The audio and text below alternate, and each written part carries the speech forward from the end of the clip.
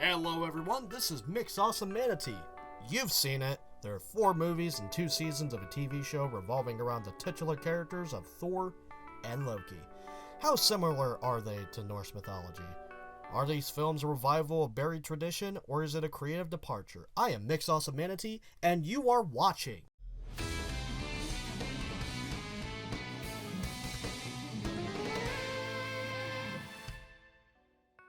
Let's start with the first movie. Thor is celebrated as the next potential heir to Asgard's throne. However, when Titans attack Asgard, the young and arrogant Thor launches in a very murderous tantrum, where Odin intervenes. Realizing the error of his ways, Odin punishes Thor by sending him to Midgard, particularly in the middle of Nevada, where Thor must learn humility in order to get his weapon back. Now, the plot itself is a departure from Norse mythology. Number 1, Thor and Loki were not brothers. Loki was actually Odin's brother, making Thor Loki's nephew. But for the context of the MCU, decisions were made to outline a theme, the reason the Thor story happened. Kenneth Branagh is quoted as saying, "A human story right in the center of a big, epic scenario." Among the epic story of warring kingdoms across mystical realms, there were very human stories. Odin acts in repentance of his prior sins, both apparent within the first film and Ragnarok. Though more explicit in the latter film, subtlety be damned. Rather than focus on the fact that Thor is the god of thunder, the film has done all that within the first act. He was established as the crowned prince of Asgard, his flaws and strengths on full display. Thor acts in full confidence because he's surrounded by people that have no reason to tell him no, contrasting with Loki, Thor's foil, that everyone shuts down anytime he has an opinion. I'm not sure why, but having a prince betrayed by his uncle just might come off a tad bit, overdone. Ground that has already been treaded, not just by corporate giants like Disney, but by English playwrights when they produce Hamlet. Why brothers, though? There was a tidbit by Anthony Hopkins regarding his role as Odin. I'm very interested in the relationship between fathers and sons. My father's relationship with me was cold. He was a hot-blooded character, but to me, cold. When I was young, he expressed his disappointment because I was bad in school and all of that. He didn't mean any harm, but I felt I could never meet up to his expectations. He's a stern man. He's a man with purpose. I play the god who banishes his son from the kingdom of Asgard because he screwed up. He's a hot-headed, temperamental young man. Probably a chip off the old block, but I decided he's not ready to rule the future kingdom, so I banish him. I'm harsh, and my wife complains, and I say, that is why I'm king. He's ruthless, take it or leave it. Women are much more forgiving, men are not so forgiving. I know in my life my karma is, if you don't like it, tough, move on. And I move on. And I'm a little like Odin myself. And while this doesn't answer why the director chose to make Loki a sibling, it gives an insight into the kind of story we got. Rather than focus on Thor being the king of Asgard, it gives us a relatable struggle. A child never being able to meet their parents' expectations, and a parent that struggles to connect with their child. From this angle, Thor ends up being a film that's both relatable for parents and children alike. But the story didn't originally start with Kenneth Branagh, nor was it designed for the box office in its original conception. Sam Raimi had approached Stan Lee and pitched an idea to him about making Thor back in 1990. They pitched the concept to 20th Century Fox, but the project was dropped in 1997. After X-Men's success in 2000, the studio reconsidered. But instead of making it for the theaters, it was going to be a direct-to-TV production. There was hype behind it, approaching Tyler Mane to play Thor.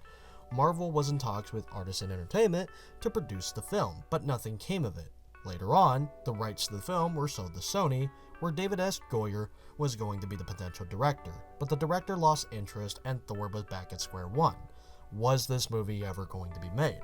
Having no hopes of this, Sony sold the rights to Paramount Pictures. The moment they acquired it, Paramount announced that this movie was happening. It helped that the writer, Mark Protostovich, was a fan of Thor growing up, so the hype enthusiasm picked back up once again. In writing the script, he described it as to be like a superhero origin story, but not one about a human gaining superpowers, but of a god realizing his true potential. It's like the story of an Old Testament god who becomes a New Testament god. And at the time, maybe that's what we needed in the midst of superhero origin stories that involve dead parents, freak accidents, or mad science experiments. Marvel Studios assigned Matthew Vaughn to direct it in 2007. Vaughn rewrote the script to bring the budget down to $150 million, away from the $300 million mark. After Iron Man gained traction in the theaters, Marvel announced that Thor was coming on the 4th of June 2010, hoping that they could use Iron Man 2 to introduce the titular character. However, they had to let go of Matthew Vaughn, meaning that they were right back where they started. But hey, they got a budget and a script now, so that's progress. Guillermo del Toro was the next director they approached in directing it.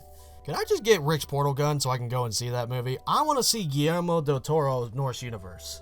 Comment below if you geek out about a Del Toro Norseverse. We unfortunately do not live in that universe. Del Toro's approach to Thor was going to be a more grounded in comparison to prior iterations to bring Thor back to its ground roots, incorporating more Viking influence, a really dingy Valhalla with Vikings and mud. However, he did turn down Thor to direct The Hobbit. I mean, I can't blame the guy. What do you want to produce, Thor or The Hobbit? Imagine having those choices in your career. Kenneth Branagh was the next for serious consideration. Thor at his best has always had a classic bent in terms of his history, the way he speaks and the often Shakespearean dramas that surround him.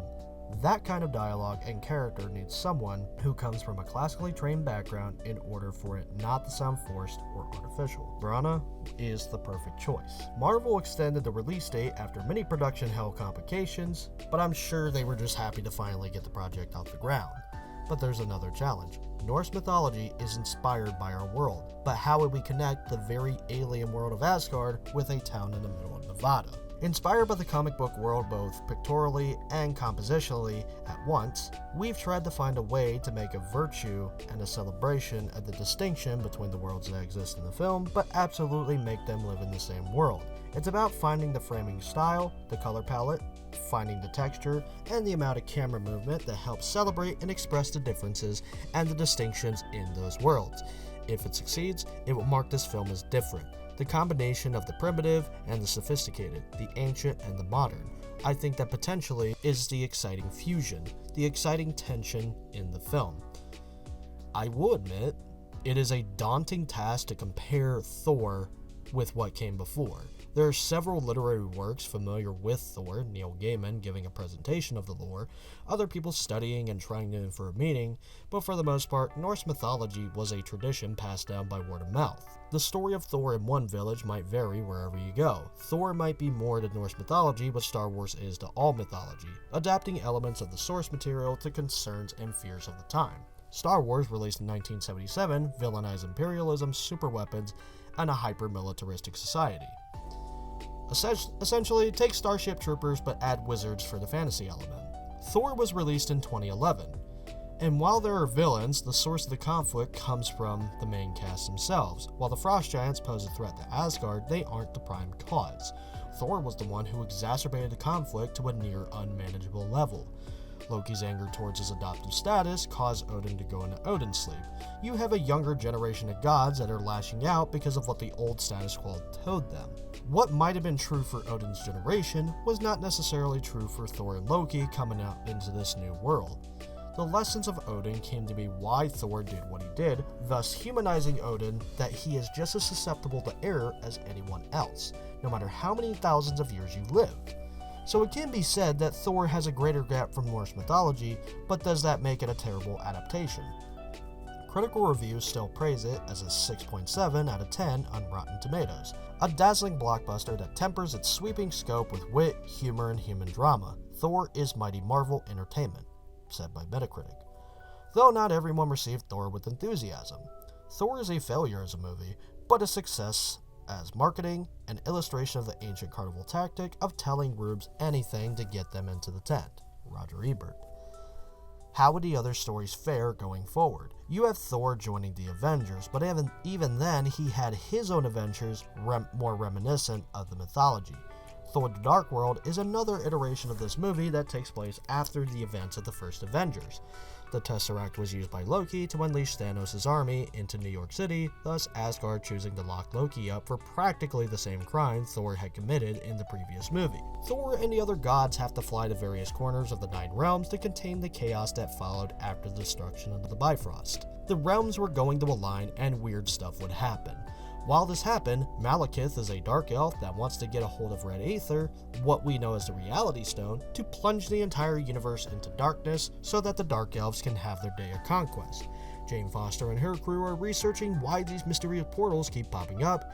She gets mad at Thor for him not calling back, and their potential awkward Thanksgiving comedy gets mutated into an epic grand MacGuffin.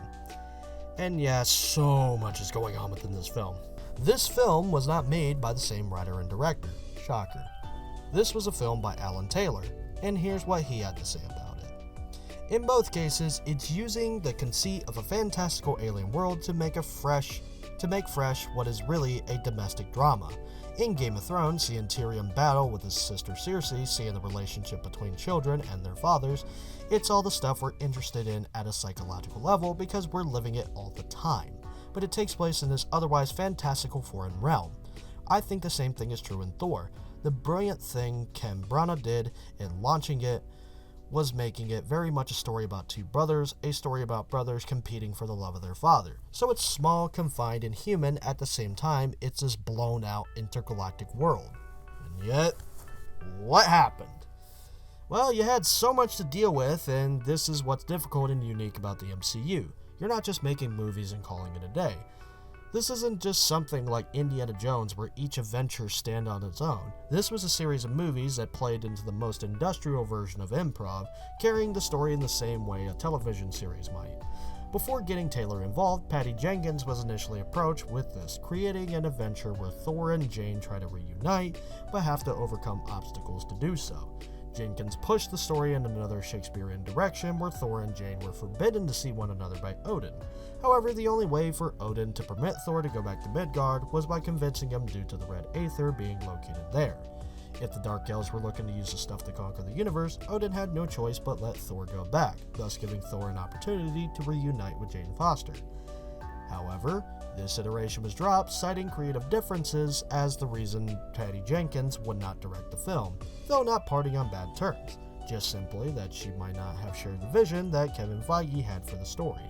Taylor's prior work on Game of Thrones enticed the studio to hire him to produce Thor 2, and thus began departure from the original tone of the Thor films. The main difference I have is really to do with look and tone. Things look really dirty. The first Thor was quite shiny, and it was a very conscious and smart choice.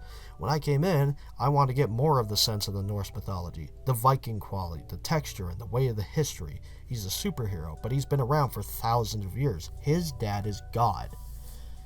In the beginning, I was pretty happy with this direction, the beginning of the film, returning to what we really would imagine Thor to be like, a fantastical scene of Norse gods fighting otherworldly beings and trying to keep the order. Thor acting inside of his element, with perhaps some carryover influence from his time with the Avengers. Rather than the brash, arrogant prince in the prior films, he's more open to reason, doesn't take himself so seriously. A Thor we can come to appreciate, especially after seeing him fight alongside Steve Rogers and Tony Stark. Where did it go wrong, though? The plot. You have Loki, who needs to answer for his crimes of stealing an Asgardian artifact, using it against the civilian population. Thus, he's locked up, but for some reason we don't see that. Instead, we go to Thor, dealing with the aftermath of the Bifrost collapse. Still, not a terrible direction, we can work with that. It's the planetary alignment plot that sets it off for me, a bit contrived and derivative.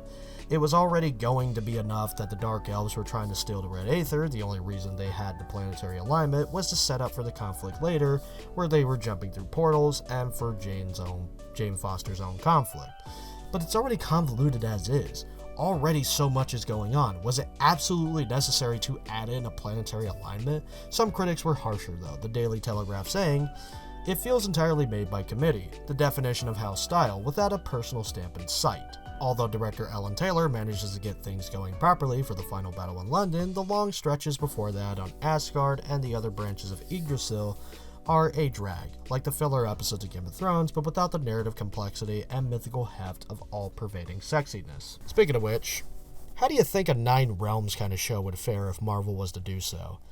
Let me know in the comments. Hey, if any executives are looking for a writer of that kind of idea, I'm a peacock, Captain. You gotta let me fly on this one. But it seems to me that Dark World suffered from trying to tell too many stories within too small a window, which again should be a problem expected in such an ambitious project. Would the following films continue this same problem? Thor Ragnarok was an explicit departure from form. Thor was again in repair mode, now flying across Muspelheim to imprison Surtur, a fire demon of prophecy that is going to be the arbiter of Ragnarok. Except, Surtur was only a factor of this movie. However, we are familiar with the concept of Ragnarok, an apocalyptic event that involves the death of the gods. This was built up by prior films such as Age of Ultron, where Thor had nightmarish visions of failing his friends. But also, we get another explicit departure from form that I'm not allowed to show at risk of getting copyright struck. Let's just say there's a classic rock song about Vikings by Led Zeppelin that gives this scene a life force not previously seen by Thor films. And as awesome as this scene is, was it necessary? Well, like all things Taika Waititi does, no, not really. Irreverent, yet meaningful.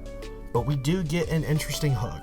Odin is not on the throne. Previously, in Thor: The Dark World, Odin was. Yet, there was some speculation that Loki might actually have lived. We have no way of confirming this until now. While Taika Waititi has his talents, his irreverence gets overwhelming in some instances. Immigrant Song may seem irreverent, its subject matter fits the setting. A cheeky little nod towards the kind of story that we were getting, on top of having the best visuals of the movie. Looking like a metal album music video in all honesty. But it gets overwhelming in the retelling of Thor 2, The Dark World. The sequence felt less like an entry into the MCU and more like an SNL skit. Having statues of Loki and Odin sitting back eating grapes was probably enough to convey the message, but for some reason they had to have this interesting scene. A good comedy sequence followed after, cleverly using the ability of Mjolnir to threaten Loki out of his disguise. But then you get your obligatory, hey, we're in the MCU reminder. Just in case you were confused before, they go to find Odin. Odin pulls a Master Yoda and says, good luck, you fucks. Not even 5 minutes. I mean, I'll give Waititi this. Efficient storytelling. But this build-up could have used something, some kind of build-up, because I just feel like they just threw Hela in out of nowhere. Here it just feels like Hela was made up on the spot and then suddenly were at us for convenience. Hela does not feel like a character as much as she feels like a plot device, but rather than being the damsel of distress, Hela was a victorious conqueror and was reminiscent of Thor in his old days. It is strange how Hela gets eons of condemnation like she's General Zod, but Thor just got the equivalent of a child being sent to summer camp for punishment, even though he practically did the same thing she did. Overall, this is where the story begins to fall apart, and we get to the part that Waititi actually wanted to get to. And it really shows. Here, Thor is thrown into a cyberpunk dystopia, where he's captured and brought to the Grand Master, branded a slave, and has to survive, while trying to get Hulk and him off this world. Again, this story suffers from the same thing that Thor 2 Dark World suffered from, albeit with a lot more gags and comedy film filter. But what does Waititi have to say about it? I think the overall sense that I'm trying to give to the audience is that what I want the audience to leave the cinema carrying with them is a sense of joy, really. Sometimes I would stop and think, I'm doing a movie that's got Thor and Doctor Strange and the Incredible Hulk and Loki, and every character is so strange and different. Civil War is just humans with human problems.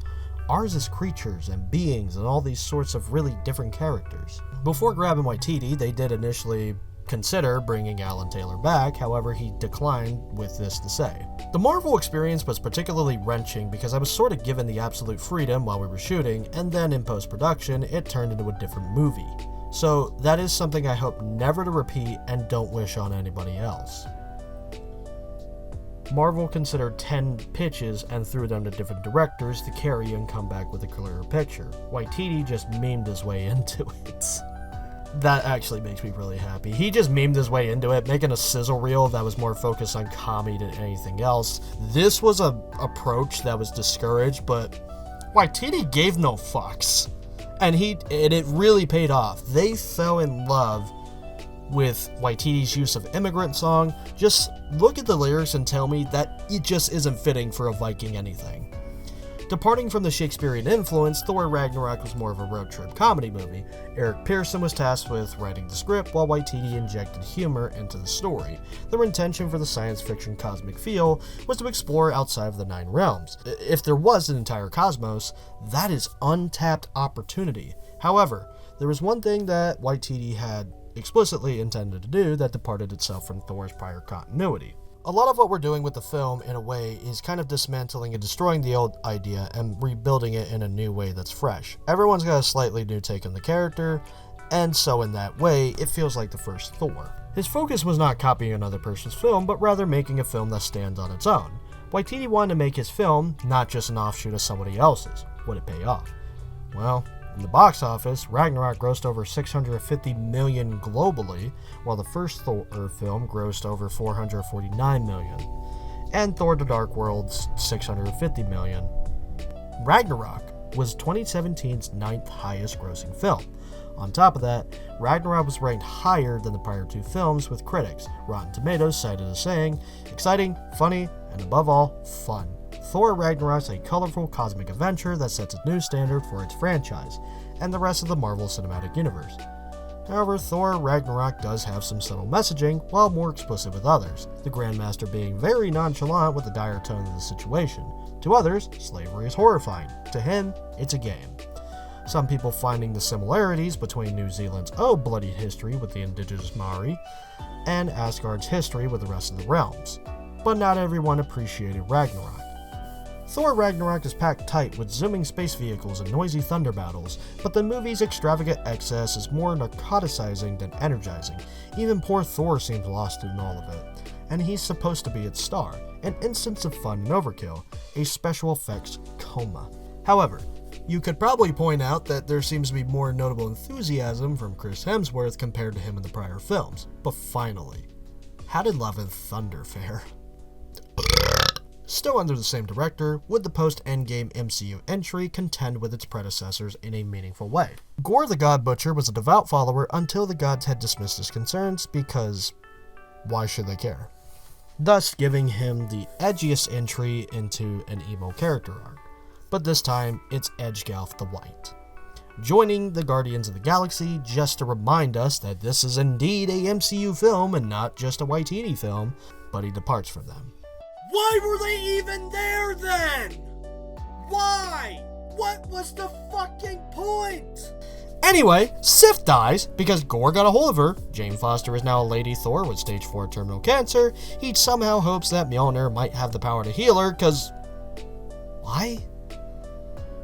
Why would this magic item, which you've used for destruction and lightning, suddenly have a healing capability?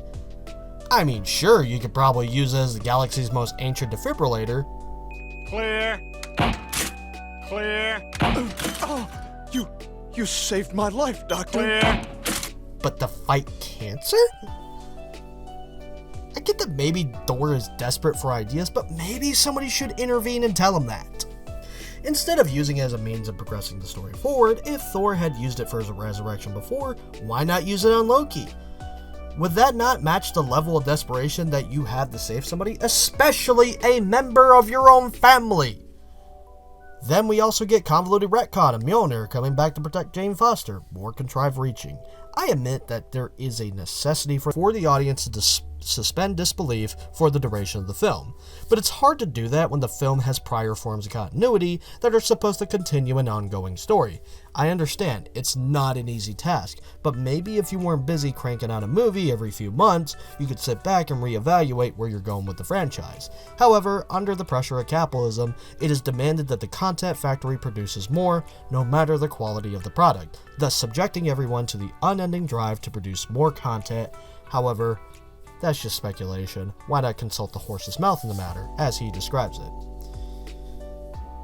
10-year-olds told us what should be in a movie, and we said yes to every single thing. That actually makes a lot of sense, actually. He did elaborate further, though, on the theme and what he was aiming for. What is your purpose? What is the reason that you're a hero? And what do you do when you have these powers? Wait a minute. Didn't he already have that answer in Ragnarok? He's protecting the people of Asgard. That was his purpose. We've already treaded this ground.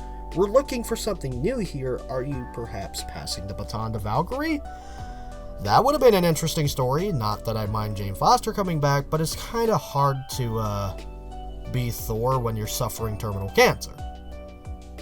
It did give him a conflict between restoring Jane or stopping Gore from being a violent psychopath. According to some sources, Love and Thunder endured multiple revisions. Overall, there's a common struggle with every single Thor film after 2011, and it's that they try to cram large stories into feature-length windows. It's probably the reason Disney is opting to make more of their content for the streaming platform, and it would be smart to do so. While you may need longer-term contracts for your writers and directors, the quality of the product should hold up over time, especially if you have people trying to tell a grander story.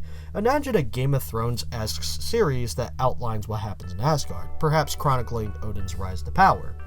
I'll go over Loki's adventures in another video, but this is where the first Thor succeeds, where the others fail. The first Thor knew what it was. There was some pressure, but it was just another movie. There were talks of a larger cinematic universe, but people bloat about grand ideas all the time without any follow-through. To Brana, he was just making a simple story with a grand set. Everyone else following got caught up in trying to tell a TV show's worth of story in the span of 1 to 2 hour window. Look at shows like Clone Wars. Many people bitched and moaned about how the story of Star Wars didn't make any sense, why Padme had fallen in love with a dangerous psychopath, and how fast Anakin's fall to the dark side was. It's difficult to tell grander stories in the context of feature-length windows. While Clone Wars didn't answer every single problem of the prequels, it gave the fans a greater appreciation and an absolute gallery of fan service that makes following the franchise worth it. Yes, even in the Disney Plus renditions, Book of Boba Fett was actually good, you fuckers are just ungrateful, but on top of that, you have a product that has the capability of standing the test of time. A product that you could eternally milk for as long as you needed to. The age of the feature-length film may slowly find its phasing out, not just because of the short attention spans. Some people still watch One Piece, so I don't want to hear that crock of shit. No, but because people crave grander stories. Movies are merely appetizers, while shows like Game of Thrones or Mandalorian give audiences a 4-course meal of storytelling. Well, sometimes.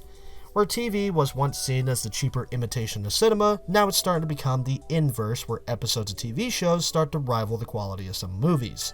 But getting back to Thor, the first Thor knew exactly what it was and polished its story to fit within a feature-length window. The problem with MCU films after Avengers is that they knew they were a story of a grander cinematic universe. But movies are the wrong medium to tell that sort of story without a plan, and the cracks are really starting to show. They had the opportunity to slow this down after Endgame, but I imagine shareholders aren't happy with being told that their output is going to slow, potentially decreasing shareholder value. On top of Disney Plus dealing with an increasingly hypercritical and divisive fan base. While they inherited some of the world's largest IP, they also inherited the world's largest IP, bringing along fans that happily chuck their money at triple-digit price ranges, but also bringing along fans that bring triple-digit YouTube videos on why this newest film is the worst thing ever. And how does this translate into Loki? Well, that's another video for another day. Otherwise, thank you for watching. I'll see you next time.